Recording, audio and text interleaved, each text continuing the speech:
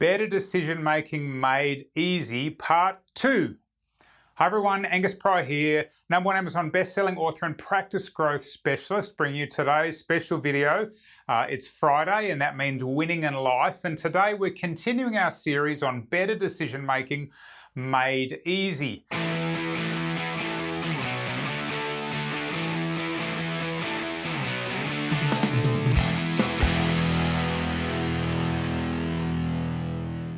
Let me ask you a question.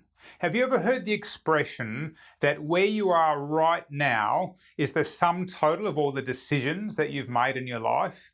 Like whatever your life's like right now, it's the sum total of all the decisions you've made up until this point. I mean, think about that in terms of your relationships, in terms of your career, in terms of your finances, in terms of your health. Where you are right now is the sum total of those decisions. And what that means is making better decisions is really important for us to get the kind of life that we want. Now, in part 1, what we learned from a guy called James Clear is that in a sense, we have what you could call a decision-making muscle. Of course, it's actually your brain, it's not a muscle, but hypothetically it is a muscle, because what that means is we can suffer from something called decision-making fatigue, where we start to get fatigued from the decisions that we're making, and we tend to make worse decisions as the day goes on. Today, I wanted to talk to you about a book. You might have come across this book. It's called Blink by a guy called Malcolm Gladwell. Fascinating book.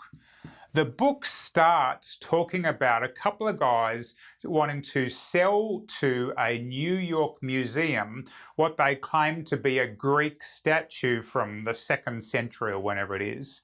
And the gist of the book is that, we talk about gut feeling, and that gut feeling is actually real. And essentially what happens is all of these experts who really want the people associated with the museum who want the statue to be real think that it's real, but then they show it to 2 experts who in 1 to 2 seconds go, it's a fake. And so the upshot of the book is that if you've got a simple decision, then you just go on the facts. That's basically, if you've got a fairly simple decision and you can easily weigh up the facts, then that's the way that you should do it.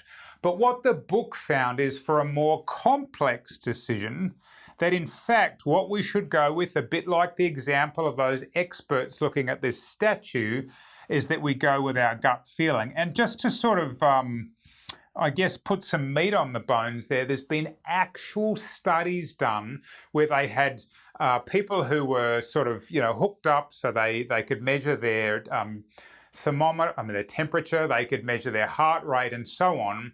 And they did a particular study with 2 decks of cards. And what happened is they had, each card had an outcome on it, and there's a red pile and a blue pile. And the curious thing was the blue pile was deliberately made to be a more positive outcome and the red one a bit more negative. But basically they were told you can draw from a card and here's the outcome. Now, I don't know whether it was, money or points or whatever the case was. But the curious thing is most people by about 60 cards, pulling from either pile, figured out that the blue pile, whichever one this one was the more favorable one. But within 10 cards, the pulse rate had started to go up, people had started to sweat a bit more, and what the researchers said that there was evidence that our gut feeling, our subconscious mind, had picked up this reaction to this blue pile being more positive way, way, way earlier than what we actually decided to do. So the sort of finding from the book is if it's a simple decision, make it on the facts, but if it's a complex one, it's totally okay with your gut feeling. Hope that's helpful. Look forward to catching you next week on Winning in Life.